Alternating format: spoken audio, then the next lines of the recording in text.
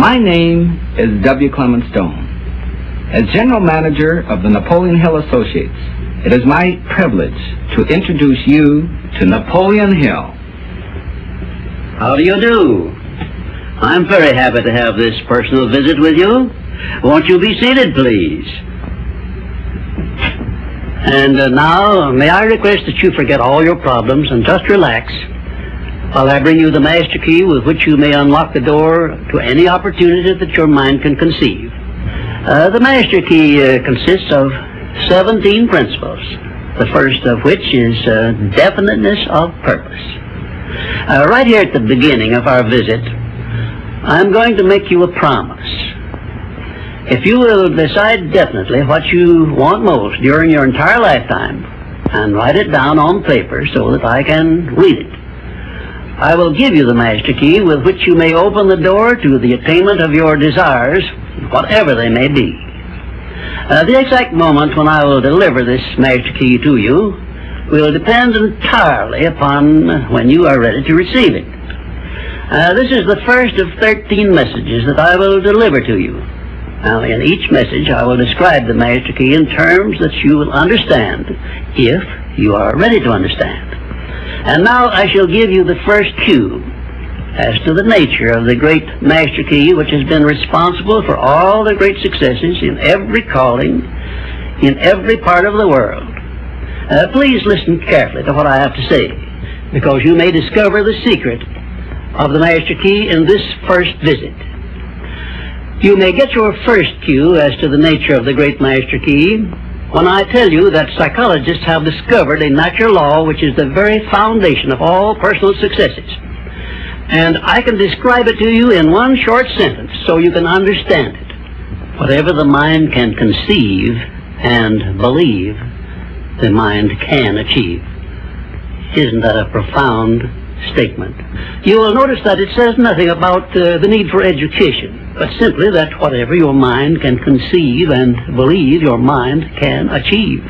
Now, if you want evidence that the mind can achieve whatever the mind can conceive without the benefit of formal education, you only have to remember that Thomas A. Edison conceived the idea of becoming an inventor and lived to become the world's greatest scientist in the field of invention, with only 3 months of common school education. When I first heard Andrew Carnegie describe this natural law, which makes it possible for you and I and everyone else to write his own price tag in life and attain it, I became so enthused over it that I began to search for the power back of it, and my curiosity led me finally to the discovery of the master key, which I shall reveal to you if you are ready to receive it. My search led me to the study of the spiritual forces with which all of us are blessed. And it was in this field that I came upon a clue which has enabled me to help millions of people to find their earthly destinies. I want to describe my discovery in the simplest terms possible, because it will reveal to you why it is true that whatever the mind can conceive and believe, the mind can achieve, regardless of how many times you may have failed in the past or how lofty your aims and hopes may be. I caught my first fleeting glimpse of the profound law which provides the means by which we may choose our own purpose in life and attain it, while I was being coached by Andrew Carnegie during the organization of the Science of Success philosophy. I had just finished telling Mr. Carnegie that I feared he had chosen the wrong person to give the world the first practical philosophy of personal success because of my youth, my lack of education, and my lack of finances. Well, at this point, Mr. Carnegie delivered a lecture that I shall never forget, because it changed my entire life and paved the way for my helping to change the lives of millions of people, some of them not yet born. Let me call your attention to a great power which is under your control, said Mr. Carnegie, a power which is greater than poverty, greater than the lack of education, greater than all of your fears and superstitions combined. It is the power to take possession of your own mind and direct it to whatever ends you may desire. This profound power, Mr. Carnegie continued, is the gift of the Creator, and it must have been considered the greatest of all of his gifts to man, because it is the only thing over which man has the complete and unchallengeable right of control and direction. When you speak of your poverty and lack of education, Mr. Carnegie explained, you are simply directing your mind power to attract these undesirable circumstances, because it is true that whatever your mind feeds upon, your mind attracts to you. Now you see why it is important that you recognize that all success begins with definiteness of purpose, with a clear picture in your mind of precisely what you want from life. Then Mr. Carnegie continued his speech with a description of a great universal truth which made such an impact upon my mind that I began then and there to give myself a new outlook on life, and set up for myself a goal so far above my previous achievements that it shocked my friends and relatives when they heard about it. Everyone, said Mr. Carnegie, comes to the earth plane blessed with the privilege of controlling his mind power and directing it to whatever ends he may choose. But, he continued, everyone brings over with him at birth the equivalent of 2 sealed envelopes, one of which is clearly labeled, the riches you may enjoy if you take possession of your own mind and direct it to ends of your own choice.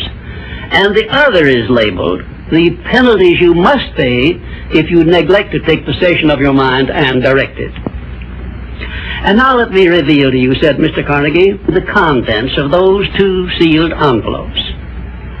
In the one labeled riches is this list of blessings.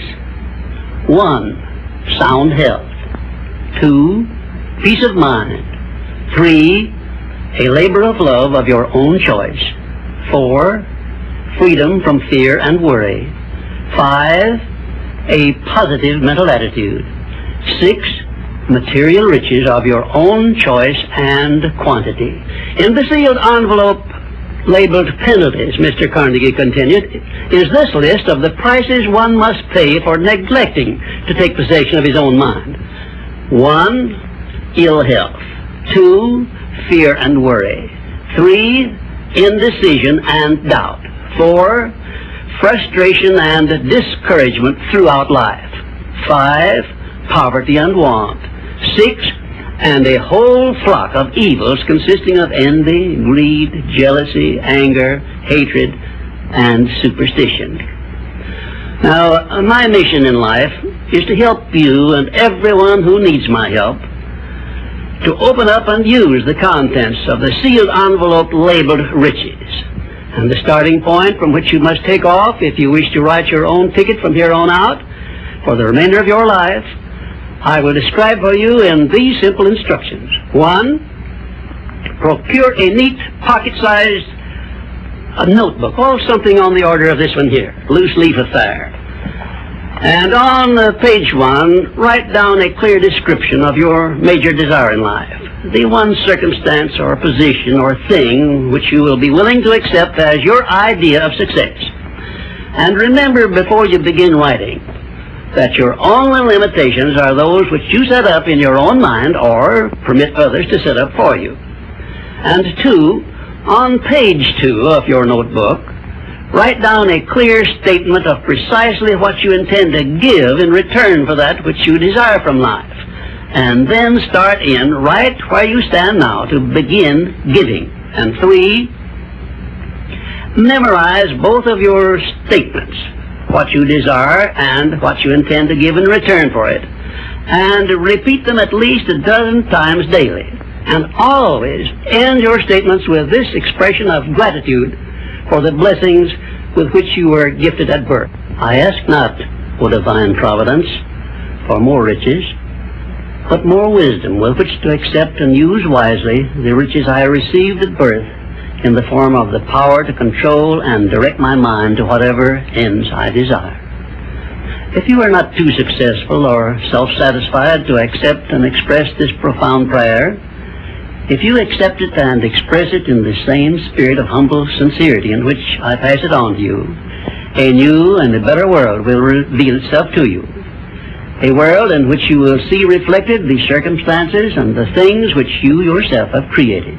In my next visit, I will give you a description of the second principle of success, through the application of which you may make use of the education and experience of other people, and get the necessary help you may need in attaining your definite major purpose in life. And now let me close this, our first visit, with my favorite expression of gratitude. O divine providence, I ask not for more riches, but more wisdom with which to make wiser use of the riches you gave me at birth, consisting in the power to control and direct my own mind to whatever ends I desire.